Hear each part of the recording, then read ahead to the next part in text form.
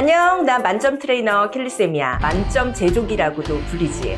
오늘은 내가 하도 답답해서 영상으로 너네한테 얘기를 좀 해주려고. 원래 만점만 만들어주는데 오늘은 특별히 내가 700점도 만들어주려고 한다. 자, 700점을 받아야 되잖아. 근데 너 시간 모자라지? 시험장 가서 다 못 풀지? 3중 문제 뭐 나왔는지 보지도 못하고 나오잖아. 그러면 오늘은 이 정해진 시간 안에 너가 최대한의 효율을 위해서 조금은 힘을 빼도, 조금은 포기해도, 조금은 넘어가도 괜찮은 부분들을 콕 집어주도록 할 테니까 따라오기 바란다. 파트 5 700점? 야, 다 맞아야지 뭘 네가 뭐 맞고 안 맞고를 정하고 앉았어. 자, 여기서 우리가 건방지게 1번부터 30번까지 내가 무엇을 맞을 것인가 계획하는 것이 뭐다? 교만하다. 파트 5에서 뭘 포기할 생각은 하지 마세요. 500점 받는 애, 600점 받는 애, 900점 받는 애 전부 다 푸는 영역이 여기라고. 그러니까 여러분들이 맞는 개수를 늘린다. 파트 5에서 최대한 많이 늘리셔야 돼요. 자, 그렇다면 시간 관리상 여러분들이 반드시 맞춰야 되는 부분 제가 정해 드릴게요. 보세요. 자, 101번부터 보시자면 이렇게 보기 같은 거 보면 이런 거 문법 문제라고 할 수가 있겠지. 그치? 이런 거 어휘 문제지만 앞부분에 나와 있잖아. 쉽게 풀 수가 있다고. 이런 거 전치사 문제인데 앞부분에 나와 있잖아. 함정이 없다고. 그래서 1번부터 6번까지 이런 부분은 여러분들이 함정이 없으니까 디렉션 시간에 빨리빨리 풀어. 자, 그럼 어디에서 좀 힘을 빼도 되나요? 여기까지는 괜찮은데 뒤로 넘어가 보자. 너가 만약에 정말 내가 시간이 없다. 그러면 23번부터 30번 구간 여기 보이시나요? 이 부분 같은 경우에는 약간 킬러 문항이 존재할 수가 있는 구간이야. 특히나 요런 거는 딱 봐도 23번에서 30번 구간에 있는데 어휘 문제잖아. 그지? 그러면 요런 거는 조금 어렵게 나올 가능성이 있겠지. 요런 것도 마찬가지. 뒷부분에 있는데 어휘 문제로 등장하고 문제가 무려 3줄이야. 그러면 엄청 읽어야 되는데 소요되는 시간도 길고 그리고 너가 써야 되는 시간과 노력과 난이도도 있을 거란 말이야. 그러니까 이런 부분 같은 경우에는 여러분들이 시간을 너무 많이 쓰면 어떻다? 바보다. 그러니까 그런 거는 시간을 아껴서 차라리 이런 거는 힘을 좀 빼고 빨리 지나가고 파트 6의 시간을 쓰는 게 훨씬 더 전략적으로 시간 관리 면에서 유리하다는 거지. 아시겠죠? 자, 700점을 목표로 하는 네가 주의해야 할 3가지 전략 정리해 줄게. 바로 쉬운 문제들은 내가 무조건 다 맞춘다 전략이야. 토익에서 쉬운 문제가 뭐죠? 라고 한다면 저는 이렇게 얘기하겠어요. 그게 바로 문법이지. 자, 토익에서 문법 문제 파트 5에서 12개에서 14개 정도 나와요. 그러면 여러분들이 그 문제는 무조건 내가 맞고 간다. 이렇게 생각을 해야 돼. 문법에 목숨을 걸지는 말되 문법의 기본은 어느 정도 잡혀 있어야 시험에서 유리할 걸. 토익 공부를 2달 동안 하는데 만약에 2달 내내 문법만 잡고 있다. 그거 시간 낭비야. 제발 그러지 마요. 문법 문제가 뭐냐고? 요런 거. 예를 들어서 보기를 딱 봤어. 그런데 단어가 이렇게 비슷하게 나와 있다? 이게 문법이야. 이런 거 있지, 이런 거. 딱 보면 보이잖아? 이런 문제가 바로 3초 컷 문제로 여러분들이 풀 수 있는 문제입니다. 이게 30개 중에서 12개에서 14개 정도 나오고 이건 우리가 무조건 맞춰야 되는 거야. 만약에 너가 기초가 있다. 문법은 일주일 안에 정리 딱 하는 게 좋고요. 제가 너무 기초가 없어요 라고 하신다면 문법은 3주에서 한 달 정도 안에 빨리 잡고 지나가는 게 좋겠죠. 문법 공부 뭘로 하냐고요? 토익 기초 영문법. 그 책이 최고예요. 추천합니다. 2번째 팁. 여러분들한테 중요한 건 700 전용 어휘야. 어휘. 자, 700점을 목표로 하는데 내가 지금 문법에 목숨 걸고 있다? 아니에요. 여러분, 문법은 빨리 끝내시고요. 여러분들한테 지분이 더 큰 건 뭐예요? 바로 어휘입니다. RC는 여러분 단어를 외워야 돼요. 그렇지 않으면 답이 없어요. 여러분들이 RC는 단어를 외우는 만큼 점수가 오르기 때문에 단어를 안 외우면 점수가 안 오르죠. 근데 내가 이렇게 얘기했다고 꼭 쓸데없는 단어 외우는 애들이 있거든. 막 좀 있어 보이겠다고 막 초고난도 어휘 이런 거 리스트 외우는 애들이 있단 말이야. 자, 그런 단어는 우리가 킬러 문항을 위해서 외우는 거예요. 근데 여러분들은 킬러 문항 한두 개랑 상관없이 전반적인 점수, 맞는 개수를 올려야 되는 상황이잖아요. 그러니까 여러분들이 그런 초고난도 어휘 따로 외우지 마시고 여러분들은 자주 출제되는 출제 빈도별로 정리된 단어를 외우시는 게 중요합니다. 아시겠죠? 3번째 팁, LC RC 디렉션 나올 때 RC 풀고 있어? 이거 안 하는 거 엄청 자랑스럽게 말하는 애들이 많더라. 아니 근데 시간 모자라다면서 그런 남는 시간 활용 안 하고 뭐 하고 있는지 모르겠어. LC 파트 1 디렉션 나올 때 진짜 느려도 3문제 풀 수 있지? 그럼 봐봐라. 시험지에서 1번, 2번, 3번 풀고, 그리고 파트 2에서 나오잖아 디렉션. 그때 4번, 5번, 6번. 그러면 벌써 시작도 하기 전에 6문제를 다 푼 거야. 그러면 너가 적어도 2분은 아끼게 되니까 나중에 RC 할 때 조금 더 빨리 나갈 수 있지 않을까? 우리가 3초컷 문제 열심히 하는 이유가 뭐야? 보자마자 풀려고 하는 거 아니야. 그러면 여러분들이 산술적으로 해봐라. 3초컷 문제 1분이면 몇 개 풀 수 있어? 그치? 그러니까 그런 문제들을 여러분들이 짧은 시간에 디렉션 시간에 풀려고 연습하는 거란 말이야. 연습했으면 좀 써먹으세요. 자, 파트 5 팁 봤으니까 우리 파트 6 팁으로 한번 가볼까? 파트 6에서는 700 받으려면 요거 조심하시면 돼요. 자, 파트 6 문장 구성 봐봐. 요렇게 보면 보기에 문장이 4개가 있죠. 이런 게 이제 문장 삽입이야. 그래서 요 자리에 들어갈 만한 가장 적절한 문장을 4개 중에서 고르는 거죠. 이거는 4개 중에서 하나가 무조건 출제가 됩니다. 그리고 지금 봤는데 요거는 문법 문제로 예상이 돼요. 보기를 딱 봤더니 문법에서 나올 만한 보기 구성이죠. 반면 지금 35번 문제 이런 거 보면 보기에 주어진 단어들이 다 다르잖아. 이런 문제가 바로 어휘 문제다라고 볼 수가 있어요. 지금 이렇게 보시는 것처럼 한 세트에서 문장 삽입 문제 하나, 문법 문제 한두 개, 그리고 어휘 문제가 한두 개 정도로 이렇게 세트가 구성이 되게 됩니다. 자, 첫 번째 팁. 문장 삽입 문제 제일 마지막에 풀어. 자, 여러분 보세요. 문장 삽입 문제가 처음에 나오는 문제 구성도 있고요. 그리고 중간에 이렇게 등장하는 구성도 있고요. 그리고 제일 마지막에 등장하는 구성도 있습니다. 문장 삽입 문제는 번호가 정해져 있지 않고 돌아다니면서 나오거든. 근데 언제 나오든 상관없어. 그냥 제일 마지막에 푸세요. 문장 삽입 문제는 맥락을 여러분들이 파악하고 풀어야 되기 때문에 지문을 다 읽고 풀면 꿀이지. 두 번째 팁. 아니 문제 순서에 좀 집착 좀 하지 마. 문제가 왜 43번 풀어야 44번으로 가는 거야? 저는요 뭐라고 얘기하냐면 파트 6 시간을 조금이라도 아끼기 위해서 제일 먼저 문제 풀기 전에 뭐부터 봐라? 보기부터 한번 보고 제일 먼저 풀 수 있을 것 같은 거부터 도전하라 라고 얘기를 합니다. 지금 저라면요 44번부터 문제 풀 것 같아요. 왜냐고요? 44번 보시면 이렇게 문법 문제로 보이죠. 그리고 단순하게 파트 5처럼 여러분들이 44번 빈칸 보고 비동사 플러스 부사 플러스 빈칸 ing 아니면 pp 고르는 거 그 문제 아니겠어요? 그래서 여러분들이 이렇게 문법 문제 3초 컷으로 풀 수 있는 것부터 풀고 그리고 위에서부터 읽어가면서 하나씩 어휘 같은 거 풀어가라 이렇게 얘기를 합니다. 이 문제의 순서에 집착하지 마세요. 풀 수 있는 것부터 푸시고요. 문장 삽입 제일 마지막에 풀고요. 진짜 안 되겠다 싶으면 문장 삽입 문제는 여러분들이 힘을 좀 빼도 됩니다. 자, 세 번째 팁. 파트 6 정답 근거 빈칸 근처에서만 찾지 마세요.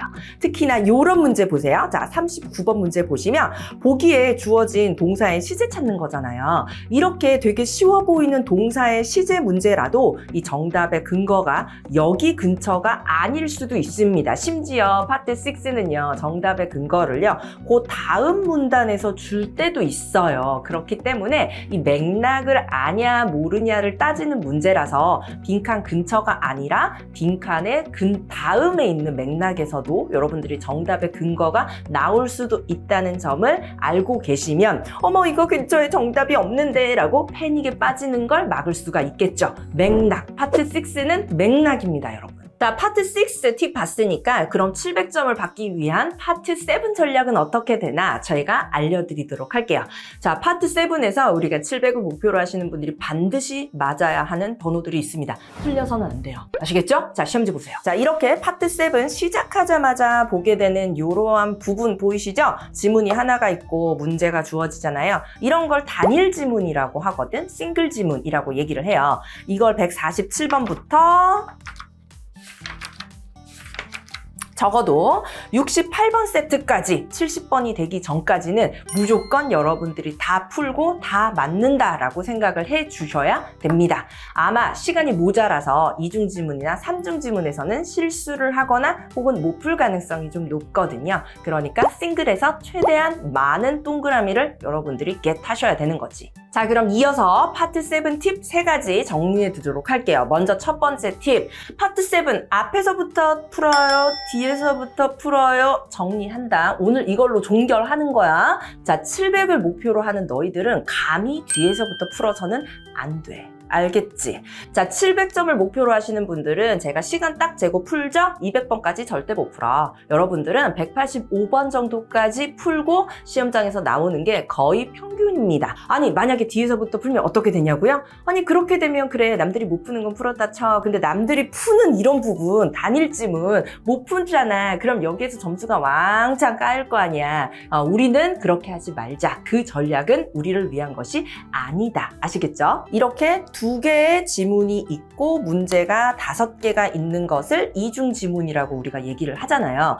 이 5개 중에서 연계 문제가 나오지 연계 문제 몇 개? 1개가 나옵니다. 자, 우리 700점을 목표로 하시는 분들은 이 연계 문제는 살짝 힘을 빼도 좋습니다. 제가 그냥 대충 보니까 질문에 이렇게 나오잖아. What is the purpose of the email? 이러면 이메일 보고 푸는 거지. 그 다음에 요 마지막 문제, 요런 거는 두 번째 문제와 관련이 되어 있을 가능성이 두 번째 지문과 연결이 되어 있을 가능성이 높죠. 그러면 연계 문제는 요거 셋 중에 하나가 연계 문제라는 결론이 나와요. 그러면 여러분들이 문제 푸실 때 풀다가 막힌다, 이거 연계 문제 같다, 그러면 5개 중에 하나는 좀 포기하고 힘을 빼고 다음 세트로 넘어가서 문제를 푸는 게 훨씬 더 유리합니다. 왜냐? 연계 문제 어차피 이거 2개 지문 다 읽어야 되잖아. 그리고 한 문제 푸는 거잖아. 시간이 엄청 걸려요. 여러분들 어차피 시간 모자라죠. 그거 한 문제에 목숨 걸지 말고 그 시간에 차라리 넘어가서 다음 세트를 하나라도 더 푸는 게 여러분들한테 이득이다, 이거지. 자, 마지막으로 여러분들에게 진짜 도움이 될 만한 3번째 꿀팁 가도록 하겠습니다. 이거는 진짜 찍기 비법인데요.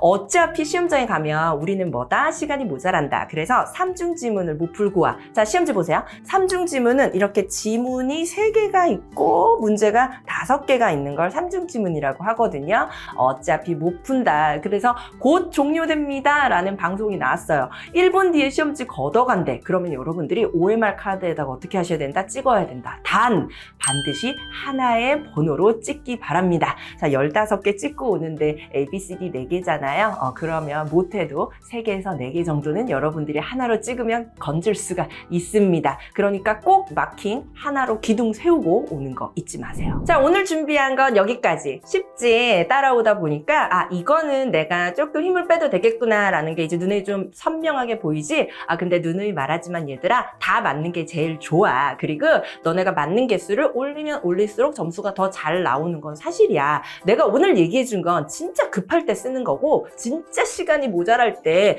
뭐 하나 포기해야 될 때 뭘 포기해야 될까라는 게 고민될 때 쓸 수 있는 팁이니까 또 내가 포기하라 그랬다도 전부 다 포기하고 넘어가고 그러면 안 된다. 알겠지? 어쨌든 제일 좋은 건 다 맞는 거야. 그럼 다음 팁에서 올게. 빠잉! 안녕하세요 여러분, 만점 트레이너 켈리쌤입니다. 오늘은 우리 600점에서 800점을 가기 위해서 가장 급선무인 부분을 좀 얘기를 해주려고 왔어요. 오늘은 조금 뼈 때리는 부분들이 있을 수도 있거든. 그러니까 조금 마음의 준비 단단히 하고 그러고 영상을 보길 바래. 자, 일단 파트 5에서 여러분들이 반드시 맞아야 되는 부분들이 있겠지. 자, 시험지를 보자. 101번부터 여러분들이 보시면 자, 뒤로 넘어가 125번까지. 자, 여기까지는 절대 틀리면 안 돼. 아시죠? 125번까지는 우리가 그래도 좀 쉽다라고 얘기하는 부분들이잖아요. 그러니까 여기에서는 다 맞대. 그래, 뭐 만약에 실수가 있으면 126번에서 130번 구간에서 뭐 실수를 조금 할 수도 있겠지.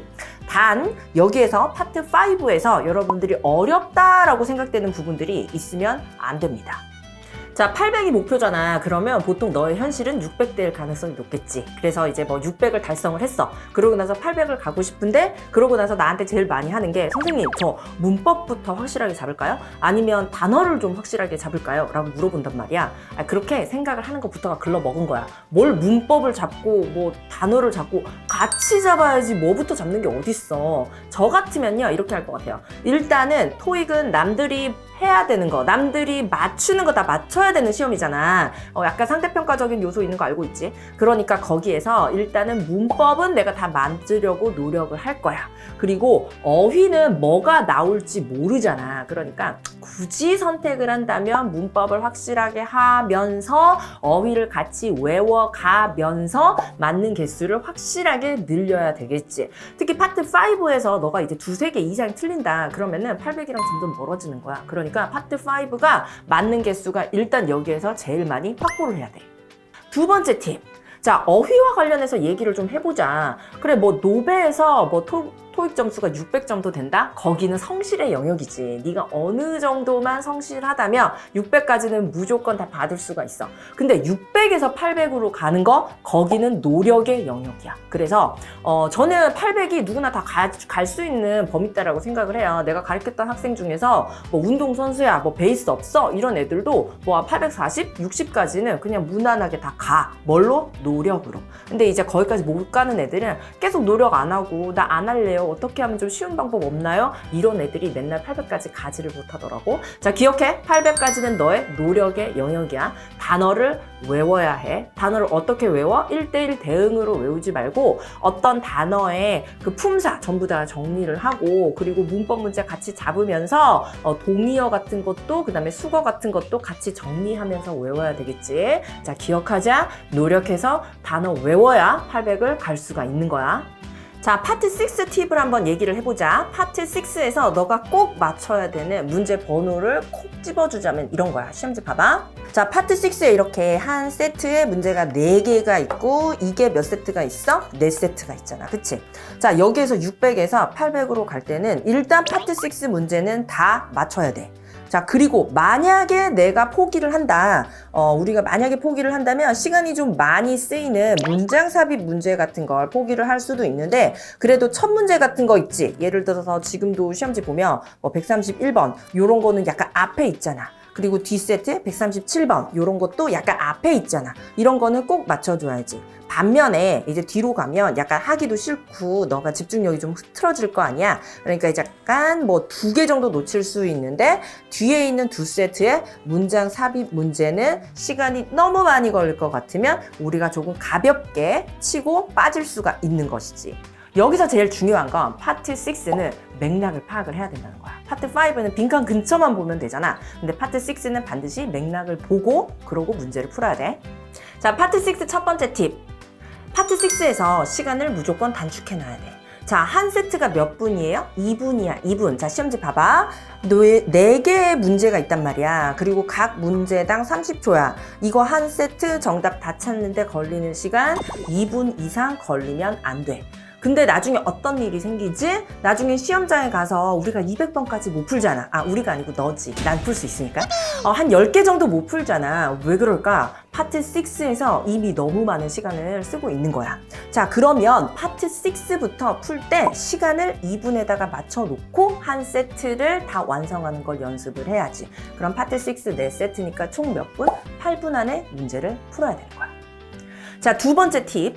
파트 6에서 보자마자 답이 나오게 너가 연습량을 엄청 늘려야 돼. 자, 이 세트를 봤을 때 시험지 봐봐. 자, 이거 2분 안에 어떻게 풀어요? 이렇게 얘기하잖아. 왔다 갔다 하는 거 무조건 줄여야지. 그리고 보자마자 정답이 바로 나와야지. 어떻게? 예를 들면 이런 식으로 나 이거 문제 지금 처음 보거든? 근데 내가 만약에 이렇게 132번 문제를 봤다 쳐. 나 같으면 위에서 오면서 웹페이지라고 그러면 웹페이지에서 우리 뭐 홍보하겠네? 그러면서 우리가 홍보하는 거 facilities required 막 이러이러한 exercise 같은 거 하는 거래 라고 내려가면서 우리 프로그램이 그룹에게 여러 가지 빈칸에 참여하도록 한데 난 보자마자 그래서 그럼 액티비티 하겠지 라고 이제 D를 고르지. 그리고 33번 내려가면서 빈칸 자리는 포커스한데 무엇을 너네 직원들이 이러한 스킬을 가질 수 있도록 아까 웹페이지였잖아.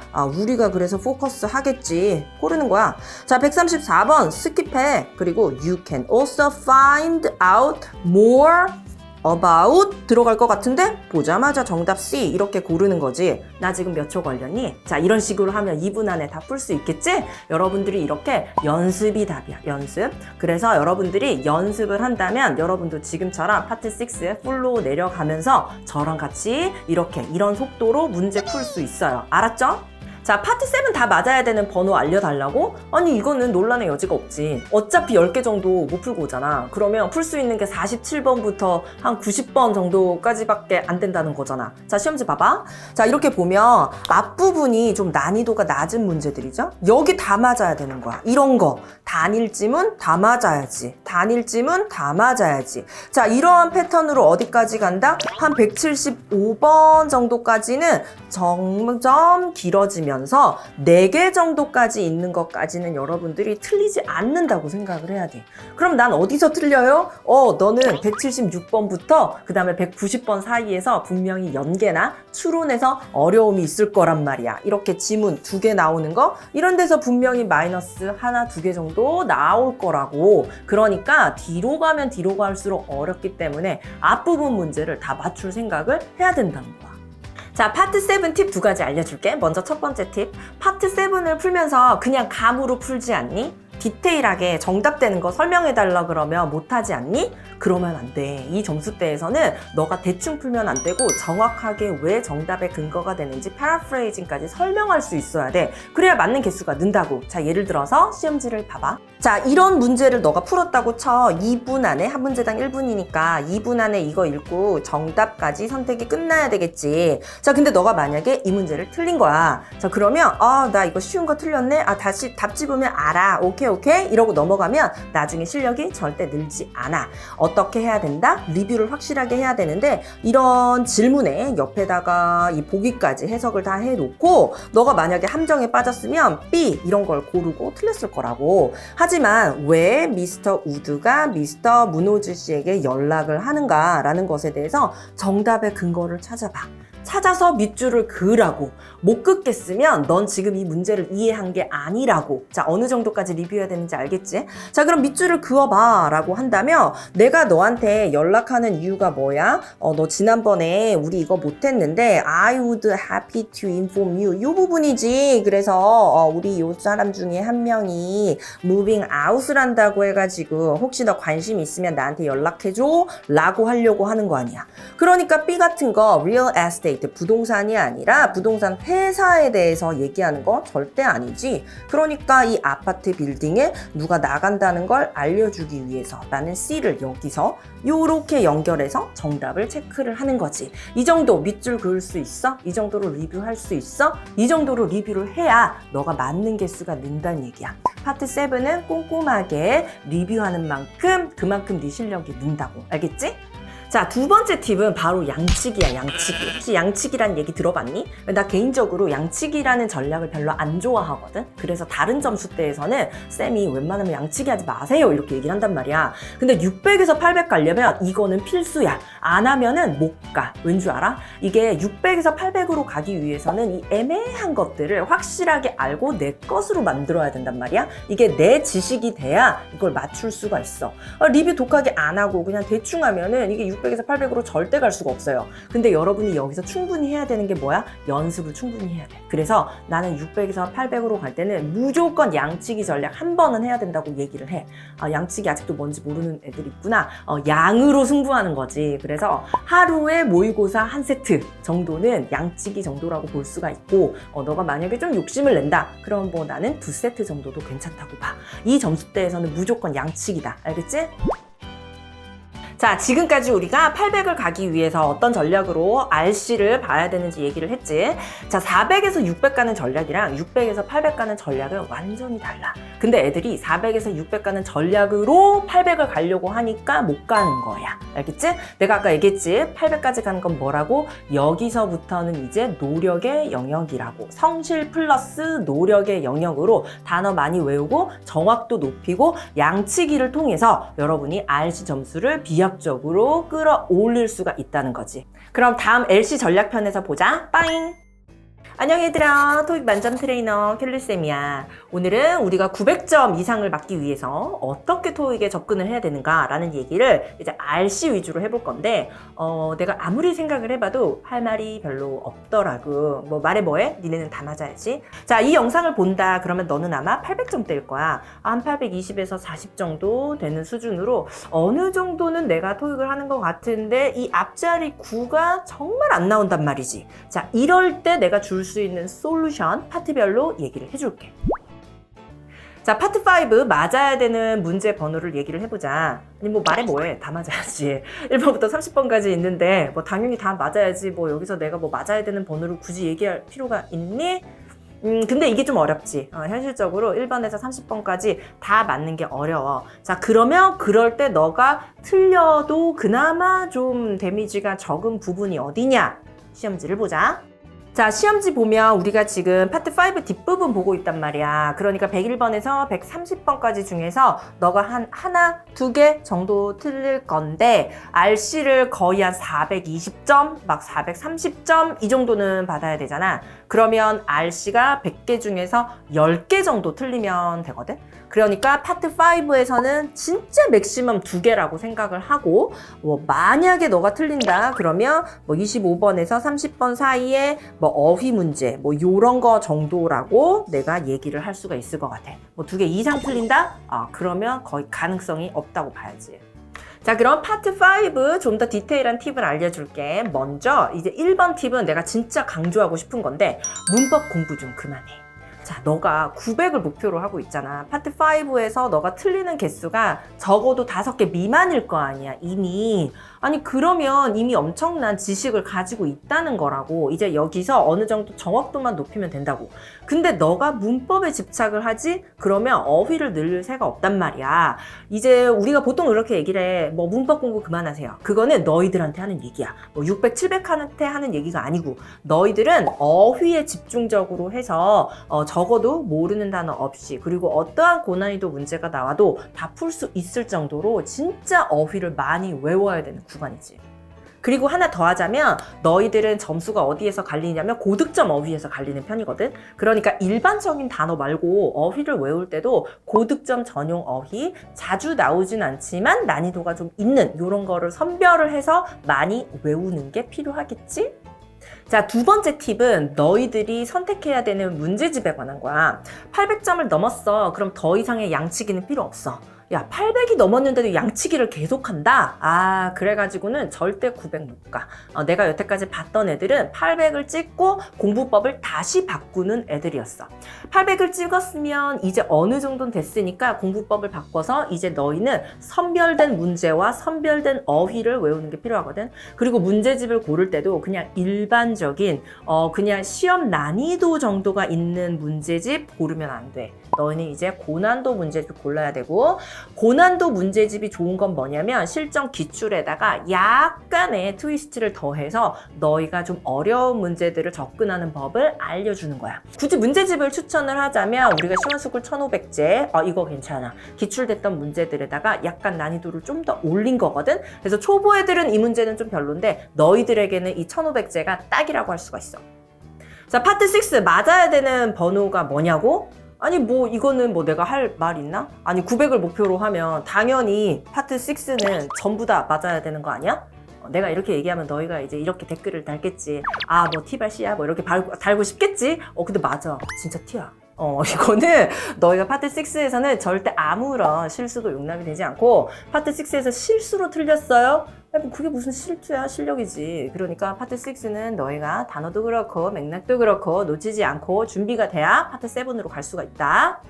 내가 고민 진짜 많이 했어. 근데 우리 지금 기획자님이 지금 기절을 하려고 하시네. 팁이 없어. 다 맞아야 되는데 무슨 팁이야. 굳이 너가 이제 얘기를 한다. 파트 6에서 자꾸 뭐 틀려서 걱정이에요 라고 한다면 뭐 이건 얘기해 줄 수 있겠다. 하루 날 잡아서 파트 6에서 너가 틀리는 유형을 빨리 뽑아. 뭐 그게 문장 삽입이던 아니면 뭐 접속 부사를 넣는 거든 아니면 동사의 시제를 넣는 거든 아니면 어휘든 너가 자주 틀리는 유형을 뽑아서 하루 날 잡아서 그 유형을 싹 다 정리를 해. 그래도 800 이상이다 싶으면은 뭐 누구의 강의를 참고하거나 이러지 않아도 될 것 같아. 그 문제를 푸는 방법을 네가 연구를 해서 네 걸로 만들으라는 거지. 알겠지? 자, 파트 7 맞춰야 되는 문제 번호 얘기 좀 해볼까? 자, 일단 800점대로 너희가 진입을 했다면 시간이 모자라진 않지. 그치? 시간 안에 어쨌든 200번까지 다 풀 거 아니야. 근데 문제는 뭐야? 정답률이지, 정답률. 특히나 이중지문, 삼중지문 가면 정답률 확 떨어지지 않아? 그리고 소요 시간이 갑자기 엄청 늘어나지 않아? 맞아. 그래서 800에서 900이 되려면 우리의 핵심 포인트는 추론 문제, 연계 문제, 그리고 이중지문, 삼중지문을 우리가 확실하게 하는 게 중요해. 자, 그럼 파트 7 너네가 어떻게 하면 맞는 개수를 좀 늘릴 수 있는지 공부하는 방향에 대해서 얘기를 좀 해보자. 자, 이 정도 점수대가 됐는데 단일 지문에서 아직도 몇 개씩이나 틀리고 있다. 기본기가 너무 부족해. 파트 7의 정답의 근거 찾으면서 내가 아주 마이크로하게 리뷰하라고 지난번 영상에서 얘기했었지? 그걸 잘 하고 있다면 더 이상 단일 지문에서는 틀리지 않을 거야. 자, 900을 목표로 한다. 너의 주된 리뷰 대상은 이중지문과 삼중지문이 되어야 되거든. 왜냐면 이중지문, 삼중지문에서 너가 맞는 개수를 비약적으로 올려야 여기에서 점수가 확 올라갈 거기 때문이야. 자, 이제부터 양이 아니야. 너 지금 양치기 하면 안 된다. 양이 아니라 질로써 정답의 근거를 찾고 그리고 우리가 리뷰를 세세하게 해서 정답률을 확 끌어올리는 그게 바로 지금의 관건이다 생각을 하면 돼. 그래서 내가 우리 조교들을 좀 트레이닝 시켰던 경험을 좀 얘기를 해주자면 내 조교 중에 800점대인데 900점을 단 한 번도 못 찍은 애가 있었어. 아무리 열심히 공부해도 앞자리가 9가 안 되는 거야. 그래서 내가 걔를 대고 뭘 했냐면은 이중지문, 삼중지문에 앞으로 선생님의 내 수업 자료를 걔가 만들어준다고 생각을 하라고 하고 이중지문, 삼중지문 질문 보기 해서 정답 근거 밑줄 그리고 밑줄 그만큼 해석해서 한글로 번역 달고 해설까지 달아놓으라고 걔한테 그걸 맡겼다? 그랬더니 걔가 그걸 한 달을 하더니 다음 달에 바로 900점 찍는 거 있지. 그리고 920으로 즐거운 마음으로 토익 졸업했어.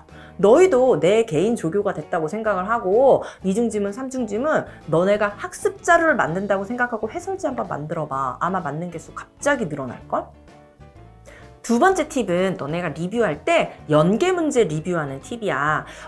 그래도 단일 지문 좀 잘 하니까 이중지문, 삼중지문에서 딴 건 괜찮은데 혹시 연계 문제 계속 틀리지 않니? 특히나 삼중지문은 연계 문제 하나에서 2개까지도 출제가 될 수가 있잖아. 아마 시험장에 가면 정답 근거가 반은 보이는데 나머지 반이 잘 안 보이는 그런 일들이 종종 있을 거야. 시험 치고 나서 삼중지문 연계 문제 질문 올라오는 거 보면 100% 그런 유형들이더라고. 리뷰할 때 너가 삼중지문 위주로 연계 문제 빡세게 보고 항상 연계 문제 볼 때 정답의 근거를 1번 지문, 2번 지문인지 2번 지문, 3번 지문인지 아니면 1번과 3번 지문인지 어떤 지문의 어떤 부분인지 꼭 밑줄 쳐봐. 이제 나는 그게 보이는데 연계 문제는 문제를 숨겨두는 방식이 정해져 있어. 그래서 앞에 지문에서 약간 소위 얘기하는 밑밥을 깐다고 하지. 그래서 연계 문제의 백그라운드를 앞에서 주는 경우들이 있거든. 그거 패턴 몇 개만 보면 이제 읽을 때 바로바로 여기가 연계에 뭔가 정답의 근거가 될 것 같은데 라고 바로 알아볼 수 있을 거야. 연계 문제 꼭 잡아야 된다. 자, 여기까지 우리가 그래서 900을 찍는 방법에 대해서 얘기를 해봤어. 자, 400에서 600 갈 때는 어떻게 해야 된다 그랬지? 400에서 600은 성실, 600에서 800은 노력, 그리고 800에서 900은 뭐다? 지능 아니고요. 800에서 900은 너가 실수를 얼마큼 줄일 수 있느냐. 우리가 고득점으로 가면 갈수록 내가 알고 있는 것과 내가 모르는 것을 확실하게 파악을 해서 그 구멍을 빨리 메우는 게 중요해. 알겠지? 그러니까 900은 너희가 최대한 실수를 줄인다고 생각하고 어려운 문제들과 어려운 어휘들을 외워서 와야 된다. 알겠지? 자, 그럼 우리 900을 달성하기 위해서 LC에서는 어떤 전략으로 접근해야 되는지 같이 보자. 그럼 나 간다. 빠잉.